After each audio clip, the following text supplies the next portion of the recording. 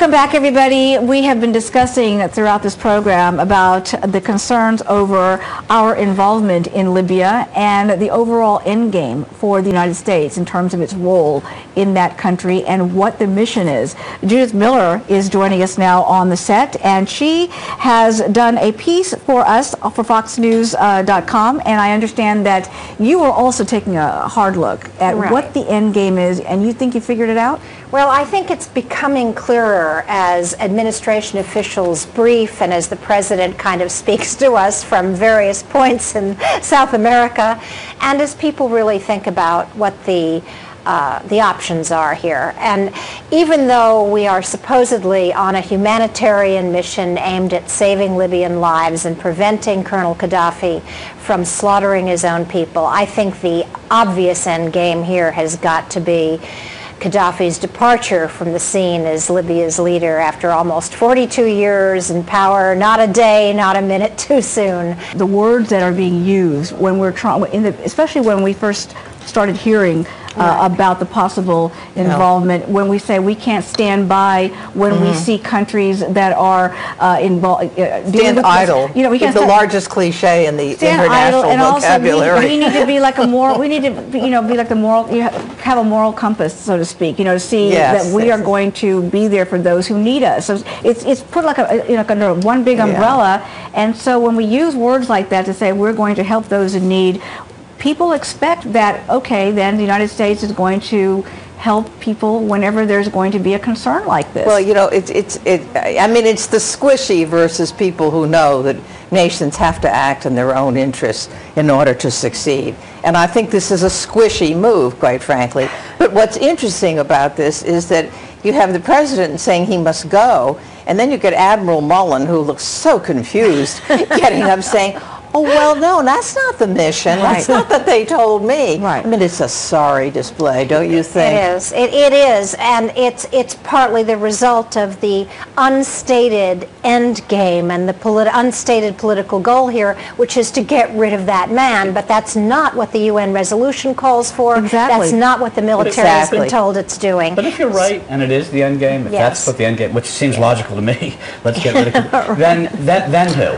Then the rebels, and who's in charge of the rebels that loves us so much and is going to be so great? Well, we know something. You know, people keep saying we don't know who these people are, but actually we know who a lot of them are. Exactly. And some of that, I have to say, should give us some pause. But some of them are people who have been surrounding Gaddafi for many, many years, who've decided enough, or decided the political winds are blowing against his regime, and therefore they're getting out first. What's the talk right now, though, in terms of how long we can sustain this? I mean, once we're in for until, if that's the end game, then it has to be there. We have to be involved till the end, till it's the mission accomplished, so to speak. And if that doesn't happen, you know, next few weeks, next month, I mean, I don't know. People are going to be very restless, the public and Congress, and Congress is already restless because unlike President Bush, who went to them before, which we conveniently forget now, but before we went into Iraq, there was a congressional vote, yea or nay.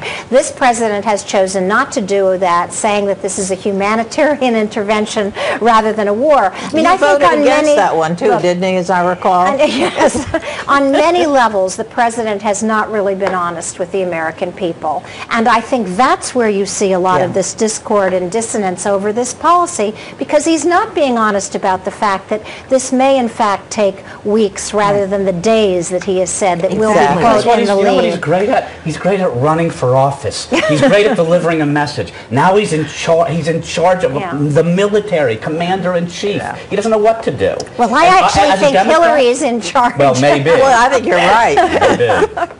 I mean, the bad sign is when General Petraeus gets sent there.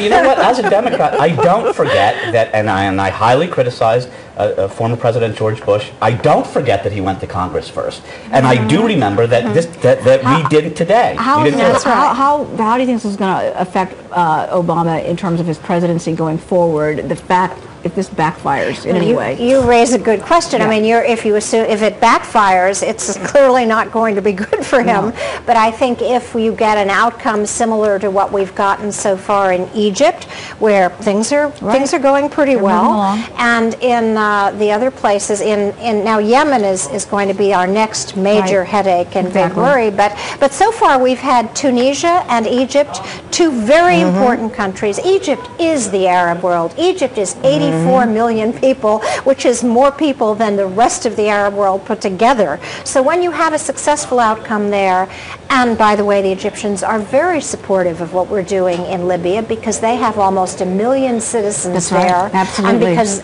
Libya has been their problematic neighbor for far too long, and they want a resolution to this. Much of the Arab world supports this, despite Amr Moussa, the former head of the Arab League, who yesterday was for this humanitarian mission, and now is against it. I was for it, or I was against it before. I was for it. Right. All right, on that note, we're out of time, folks, but it's great having all of you on board here and sharing your insights. Again, if you want to read Judith's column, editorial, it is on the website, and you can, I think we're putting it up there for people to see. You can go to it and learn a great deal there, because I think you do great work, and it's nice to have you on board here at Fox. It's nice to be here with you. So thank you very much. The stakes remain very high, obviously, and you know, we're going to be watching it and see where things go. It's just, we're living in a very interesting time in the world today. So much is going on, and it is fascinating to be witness to this. It really is. And you know, so much that none of us predicted, or maybe some people did, but I can honestly tell you that even when Tunisia started to erupt and people said this will spread throughout the Arab world, it will spread to Egypt, I said no, no, no. And look what happened. So a little bit of hubris for all of us, quote, Arab experts. Well, thank you. And thank you all for joining us. We appreciate it very much. We'll see you again next time.